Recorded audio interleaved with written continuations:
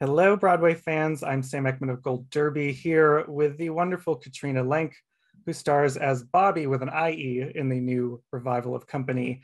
And this is it's an incredibly beloved show, I think, among theater fans.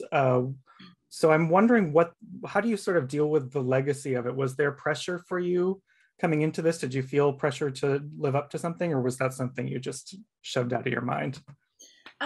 Sure, there was definitely the pressure of, like you say, the legacy of the show and the history. But what's really fantastic about Marianne Elliott's vision and this revival is that it feels like a completely new production, a new, yeah, like a new production. Yeah. Yeah. So we would often refer to the original script and versions of George Firth's original scripts if we had any questions about what was a certain meaning of a sentence that felt sort of dated and wanted to know how we would update it. But other than that, we really were approaching it as a brand new piece. And so once we started digging into the script and doing the scene work and the table work, it all of that all of that pressure just sort of went away because it seemed like it didn't really apply Mhm. anymore. Yeah, and I'm curious in the switching of genders, with not only your character, but a lot of characters are. But for your work as Bobbie, what was sort of the biggest discovery for you as an actor that was a result of that gender swap? Um, Wait, say more. What do you mean in like in, Like what I'm just curious if it like illuminated something different about the script for you, or if it reframed a oh, certain I see. idea in there. Um, Um, I see what you're saying. I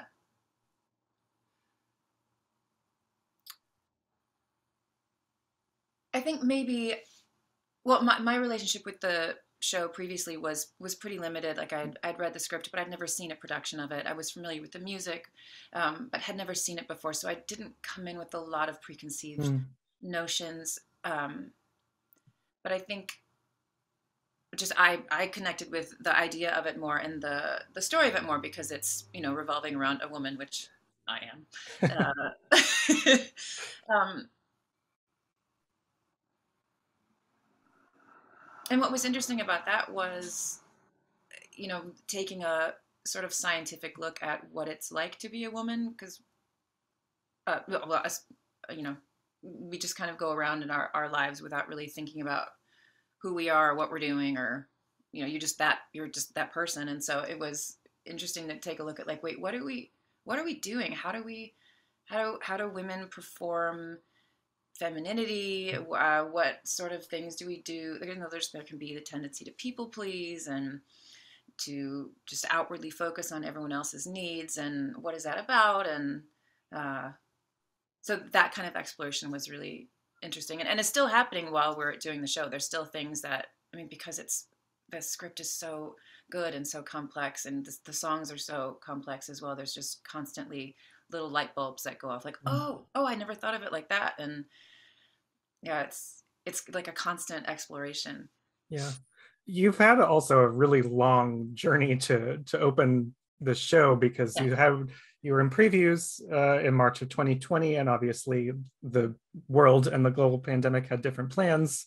Um, and it's about a 2 year period between that time and opening it. Yeah.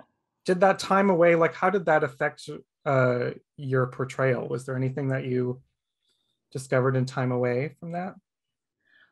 Uh, Yeah, there were lots of things that were happening subconsciously, unconsciously, subconsciously, unconsciously. Oh God, I'm going to go around in a circle without my awareness. The thought process happening. I think this was happening for a lot of us in the cast too. Like when we all started rehearsals again after that time, everybody had. I mean, everyone in the world has changed because of the past 2 years in ways that we're not even aware of, and we'll still learn as time goes by. But everybody felt different in the room, and everyone's approach to the characters felt slightly different, and our connections with each other felt deeper. So it's hard to directly answer that question because you're just anytime time passes, it affects how you approach something. So maybe it was just the appreciation and intense awareness of what it is like to be alone and lonely, and being unable to connect with other people for many reasons, but just really appreciating being in a room and being with other people and having that connection with other people, I think was probably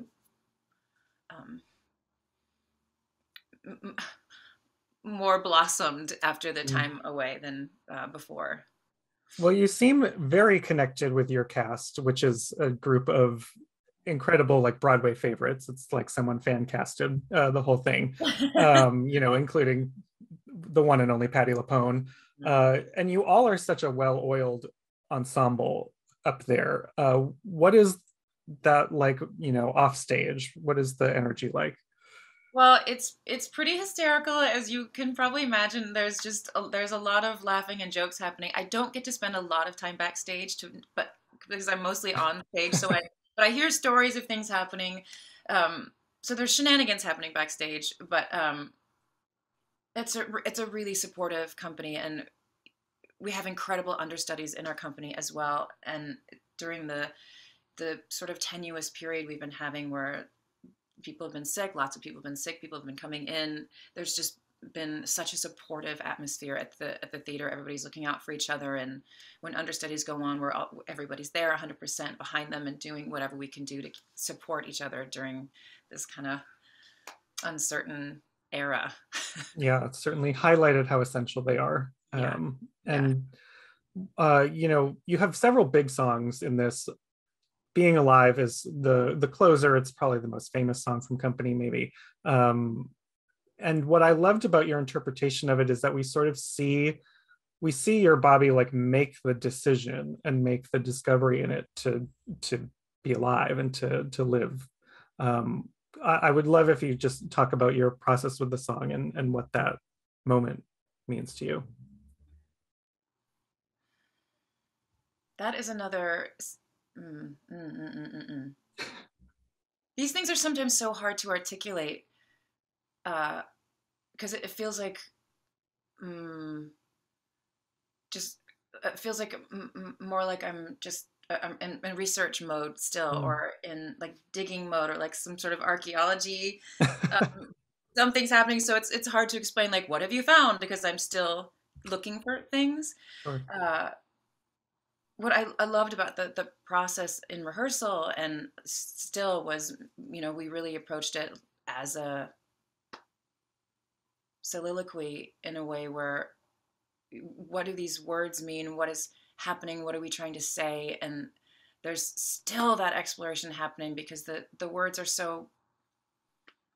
they're deceptively simple. It's such like refined poetry in a way that, and there's all these contrasting ideas within the language. So it's so much in there as someone like really wrestling with an idea that is forming throughout the song. I don't know if that answered your question.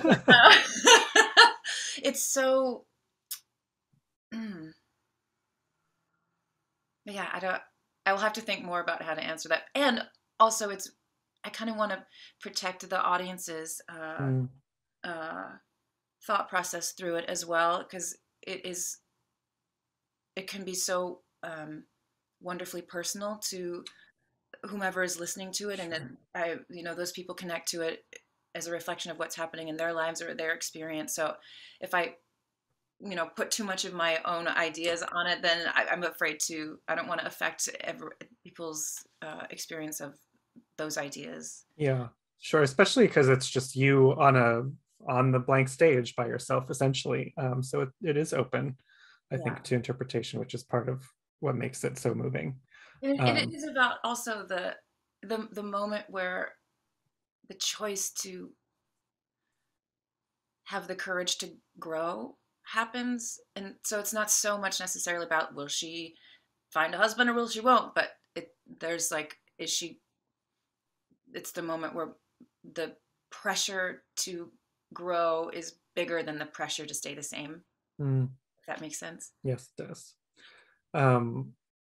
Also, Stephen Sondheim was very involved in this production, and essentially you're really the last person to play Bobbie who will ever get feedback from him, really, because we sadly lost him this past year. But uh, is there a favorite memory or a favorite like note he gave during this process?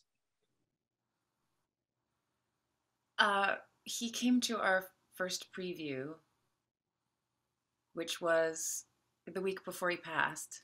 Um, and that night was just it was bonkers. There were balloons everywhere. It felt like this big party, a celebration, and the audience was wild. And I was so happy that he was there to hear this generous love, this generous response from the audience and their excitement and appreciation for his work, and that he could sit there in that audience and feel it. And afterwards, he was speaking with us, and he was like, "These remember this night, remember this feeling, because cherish this, because this is kind of like a once in a lifetime moment, and not everything is like this, and so remember this when things are rough."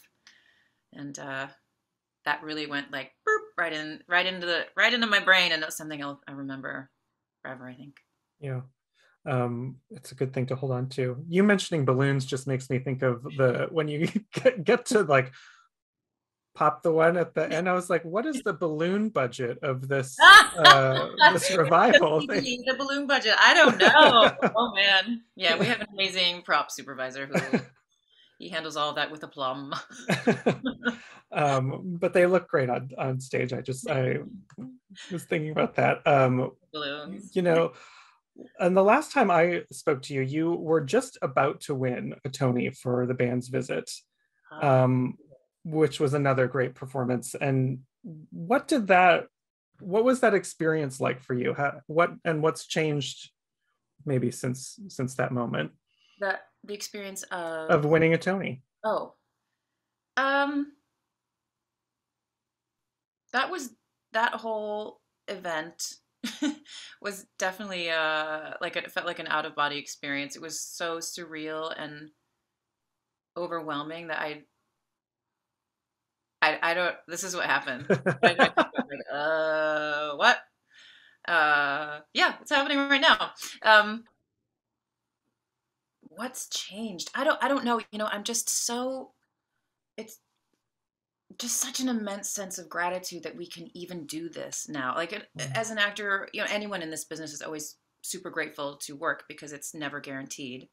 And I think we all felt that to an extreme level during the past 2 years. So it's really just about like we get to work, we get to do this thing we love, and we get to see other people do the things they love and support them. And it's really just it's about that. Like just so happy that we get to work.